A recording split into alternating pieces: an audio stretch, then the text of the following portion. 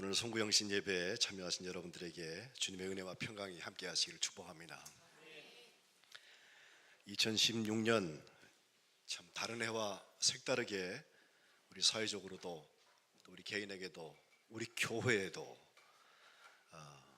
색다른 경험을 하고 있는 것이 사실입니다. 하나님의 은혜와 평강이 없다면 오늘 우리가 이 자리에 있을 수 없는 것은 너무도 자명합니다. 여러분 송구영신 예배 몇 번 더 남으셨습니까? 이렇게 물으면 이상하죠? 제가 인도할 수 있는 송구영신 예배는 앞으로 14번 남았습니다. 그 다음엔 저도 은퇴합니다. 하나님께서 우리에게 이와 같은 시간에 세우신 것에 대한 말씀을 여러분과 나누면서 새해 목회 계획을 저쪽에 보셨는데 이제 이리 옮길 것입니다. 여기 있었다 그러죠? 회복이라는 단어를 가지고서 2017년 우리가 함께 기도하면서 나가려고 하는데 하나님께서 이 때를 아는 지혜를 우리에게 주셔서 하나님이 도로 찾으시는 회복의 역사가 우리 성민교회에 있으시기를 축복합니다. 러시아의 문호인 레오 톨스토이가 인간에게는 얼만큼의 땅이 필요한가라는 단편을 썼습니다. How much land does a man need? 얼마나 넓은 땅을 사람은 필요로 하는가? 거기 농부가 한 사람 나오는데 이름이 바흠이에요. 이 바흠이 땅에 한이 있습니다. 땅을 좀 가질 수 있으면, 소작농이라서 언제고 나도 저 땅을 좀 충분히 가지고서 농사를 지으라는 꿈을 가지고 있었는데 한번 소식을 듣기를 아주 넓은 농토를 가지고 있는 촌장이 이 땅을 헐값에 판다는 그런 소문을 듣고 찾아갑니다. 내가 땅을 좀 사겠습니다. 얼마에 어떻게 파시겠습니까? 물었더니 그 땅을 파는 조건이 독특합니다.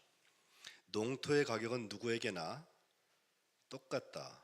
1,000루블만 내면 된다 그랬는데 단 조건이 하나 있어요. 출발점을 떠나서 하루 동안 당신이 밟고 돌아온 땅만큼을 당신에게 주겠다 그랬습니다. 신났습니다. 이튿날 새벽에 동이 트기 전에 출발점에 나가서 이제 출발합니다. 내가 하루 종일 열심히 달리면 달리는 만큼이 내 땅이 된다 생각하니까 얼마나 신이 나는지 몰라요. 출발점을 떠나서 두 팔을 앞뒤로 힘차게 내저으면서 달려가기 시작했습니다. 그의 눈은 거부가 되는 꿈을 활활 태우면서 지평선을 향하여서 달리기 시작했습니다. 어느덧 해가 서쪽으로 기울기 시작했습니다. 그러나 바훔의 마음에는 조금만 더 가자, 조금만 더 간 후에 돌아간다 하면서 계속 앞으로 나갑니다. 지금 포기하기엔 너무 아깝습니다. 조금만 더 가면 그만큼이 다 내 땅인데. 어느덧 해가 뉘엿뉘엿 내려가는 것을 보면서 정신이 바짝 났습니다. 촌장과 출발점에서 만나기로 한 약속 시간이 가까운 것을 직감한 다음에 바훔은 돌아서서 달려온 속도의 2배를 내어서 달리기 시작합니다. 전 먹던 힘을 다해서 달려갔습니다. 그리고 간신히 그날이 다하기 전에 출발점에 도착합니다. 그러나 도착한 그는 그 순간 정신을 잃고 쓰러졌고 다시 일어나지 못했습니다. 쓰러진 바훔 앞에서 촌장은 이렇게 말합니다. 사람에겐 얼마만큼의 땅이 필요하냐? 소설의 마지막에 두 문장이 이렇습니다. 바훔의 하인이 괭이를 들고 주인을 위해서 구덩이를 판다. 그 두 구덩이는 바훔의 머리에서부터 발끝까지 단 2m 길이밖에 되지 않았다. 그는 그곳에 묻혔다.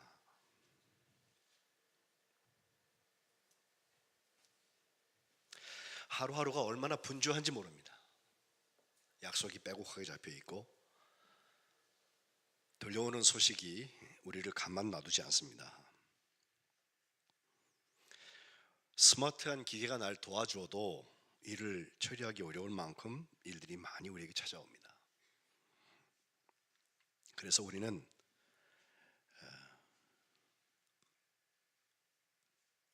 서편으로 해가 기울고 있는 것도 모르고 앞을 향해서 달려갑니다.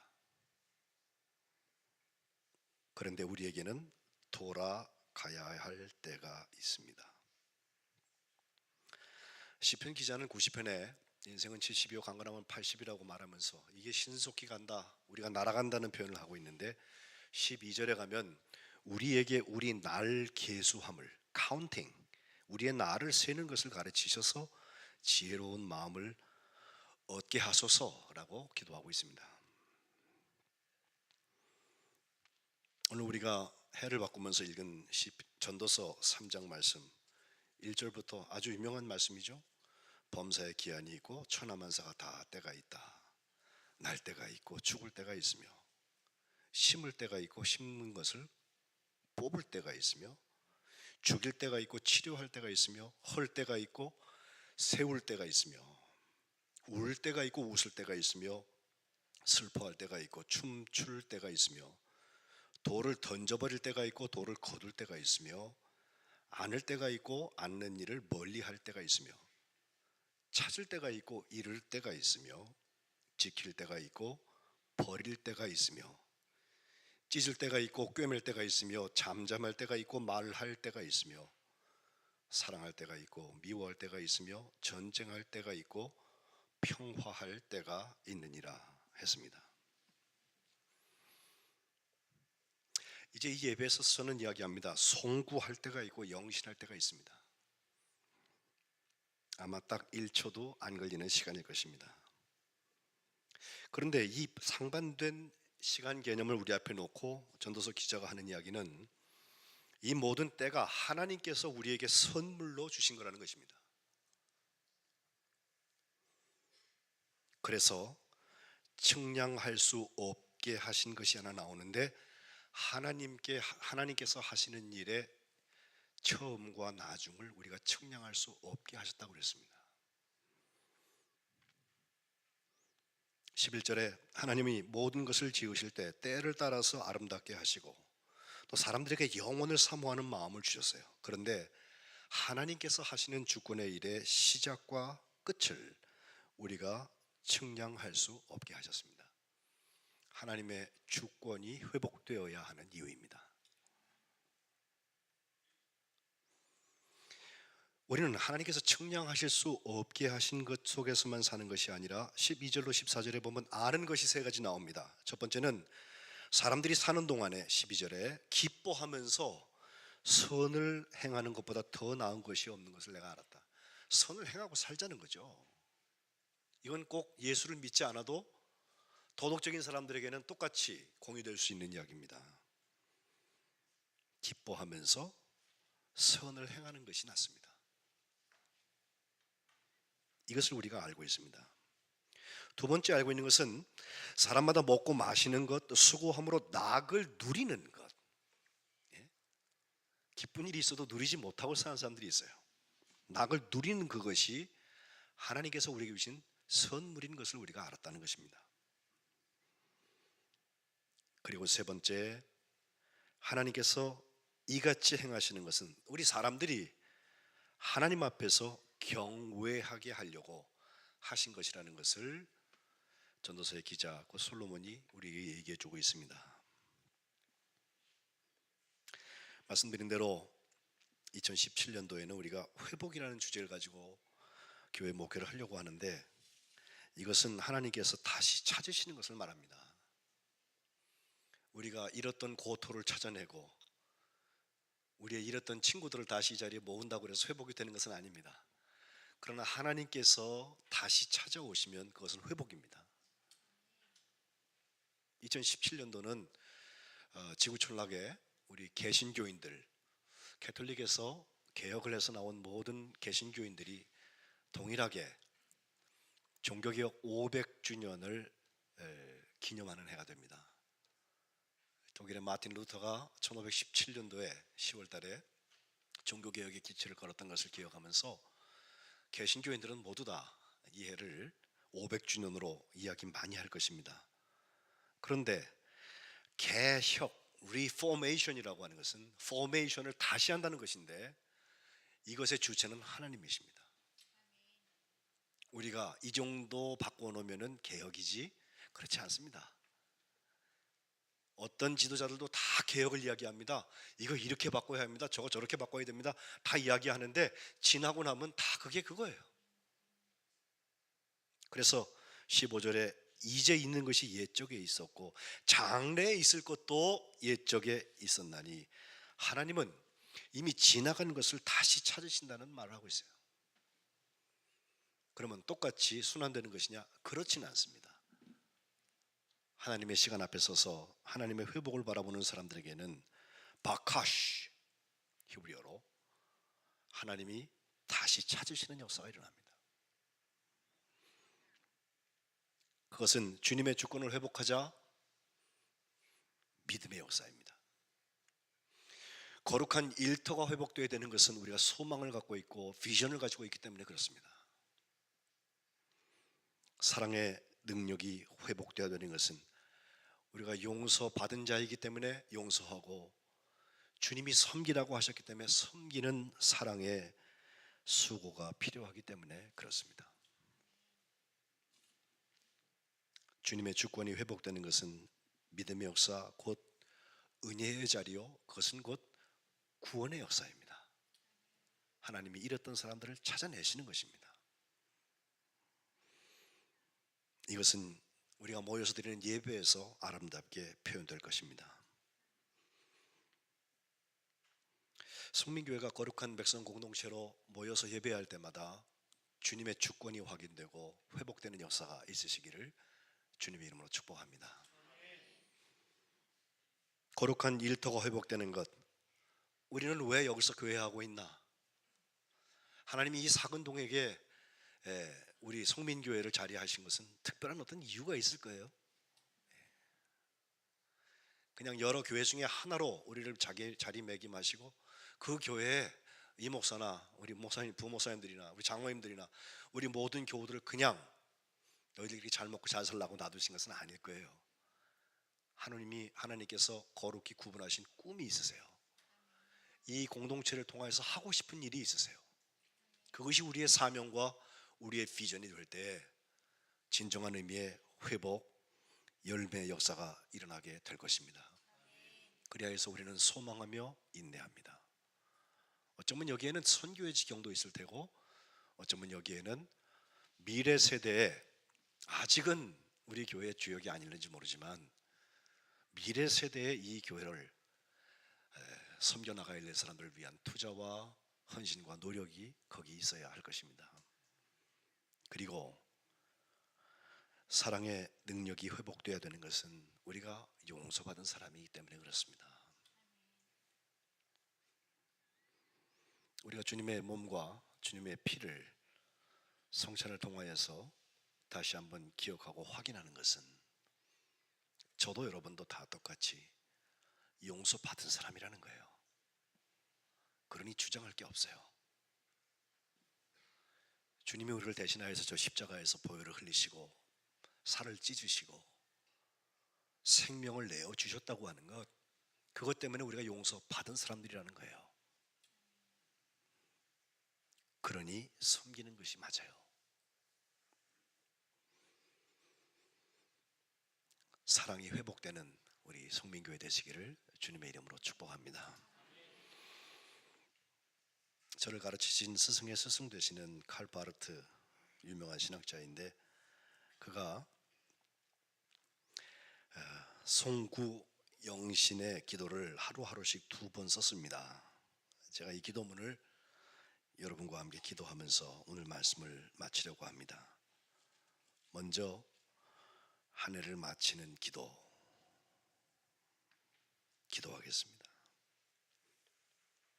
우리 아버지신 주님, 주님은 어제도 내일도 오늘도 저희들에게 말씀하십니다.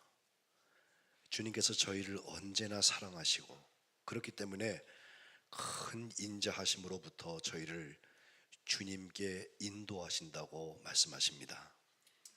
저희는 주님의 음성을 듣습니다. 그러나 저희들로 주님의 음성을 올바로 듣게 하옵소서. 저희는 주님을 믿습니다. 그러나 저희의 믿음 없음을 도와주옵소서. 저희는 주님께 순종하기 원합니다. 그러나 저희의 너무 연약함과 너무 강팍함을 그치게 하셔서 주님을 진정으로 올바르게 순종하게 하옵소서. 저희는 주님을 신뢰합니다. 그러나 저희 가슴과 머리로부터 모든 망령된 것을 몰아내고 온전하고 기쁘게 주님을 신뢰하게 하옵소서. 저희는 주님께서 피난처 되시기를 원합니다. 그러나 저희로 하여금 저희 뒤에 있어야 할 분께 진정으로 돌아가게 하옵소서. 그리고 더욱 뜨겁게 신뢰하며 앞을 바라보고 나아가게 하옵소서. 또한 이 도시와 전 세계에 길 잃고 방황하는 모든 사람들을 도와주옵소서. 슬퍼하는 사람들을 도와주옵소서. 쓰라린 고통받고 있는 사람들을 도와주옵소서. 의심받는 사람들을 도와주옵소서. 감옥에 갇힌 자들을 도와주옵소서. 병원과 치료기관에 있는 병자들을 도와주옵소서. 정치 지도자들과 권력을 누리는 자들을 도와주옵소서. 일용할 양식과 정의와 자유를 외치는 자들을 도와주옵소서. 이성이 있든 없든 이런 것들을 위해 투쟁하는 백성들을 도와주옵소서. 교육하는 자들과 그들에게 교육받는 젊은이들을 도와주옵소서. 모든 교단의 교회들을 도와주셔서 교회들로 하여금 주님의 말씀에 진정한 빛을 지키고 전파하게 하여 주옵소서. 저희들은 원근각처에서 저희를 슬프고 절망하며 분노하고 무관심하게 만드는 일들을 많이 봅니다. 그러나 주님께는 온전한 질서와 평화와 자유와 기쁨이 있습니다. 주님께서는 저희와 온 세계 지난해에도 소망이셨고 새해에도 소망이십니다. 저희들의 마음을 들어 찬양합니다. 아니, 주님께서 저희 마음을 당신께 들어 올려 주옵소서. 성부, 성자, 성령이신 주님께 영광을 돌려드립니다. 어제처럼 오늘도, 오늘처럼 내일도, 결국 영원토록 예수님의 이름으로 기도합니다. 아멘. 내일 제가 말씀을 준비하면서 시편 80편 7절 말씀을 준비했는데 시편 80편 7절과 19절은 이렇게 기록합니다. 만군의 하나님 여호와여, 우리를 돌이키시고 주의 얼굴 빛을 비추소서. 우리가 구원을 얻으리이다. 여기 회복의 역사가 있어서 이 말씀을 묵상하고 여러분과 함께 나누려고 여기 써놓았는데, 이칼 바르트가 새해를 시작하면서 한 기도가 바로 이 시편 80편 19절 말씀을 가지고 기도했습니다. 한 번 더 기도하겠습니다. 주 우리 하나님, 주님께서는 저희가 누구인지를 아십니다. 저희는 선한 마음과 악한 마음을 갖고 있습니다. 저희는 만족하며 불평하고 안심하며 불안한 사람들입니다. 확신 있는 그리스도인과 습관적인 그리스도인입니다. 신앙인과 반신앙인과 불신앙인입니다. 또한 주님께서는 저희가 어떤 상황에서 나온 것을 아십니다. 저희는 친척들, 지인들, 친구들이 있지만 아주 고독한 사람도 있습니다. 저희는 평온하게 행복하기도 하지만 아주 실패하고 곤궁하기도 합니다. 저희 가정의 관계들은 정상적이거나 긴장되거나 깨어져 있기도 합니다. 저희들은 주님의 교회와 가깝기도 하고 언저리에 멀리 있기도 합니다. 그러나 지금 저희들 모두는 주님 앞에 서 있습니다. 모두에게 차이가 있지만 똑같은 점이 있습니다. 저희 모두는 주님 앞에서, 그리고 서로에게 의롭지 못하다는 것입니다. 저희 모두는 한 번은 죽을 수밖에 없다는 것입니다.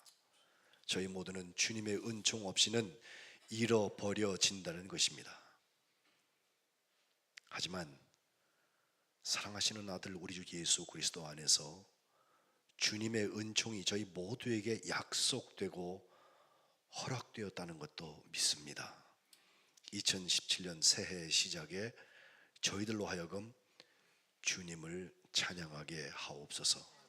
저희가 주님께로부터 왔고 주님께로 돌아간다는 사실을 감사하게 하옵소서. 베들레헴의 별을 저희 위에 비추셔서 저희 길을 밝혀 주옵소서. 저희를 도우셔서 저희가 사는 모든 날 동안 주님의 다가오는 장래를 바라보며 마음에 간직하게 하옵소서. 예수님의 이름으로 기도합니다. 아멘.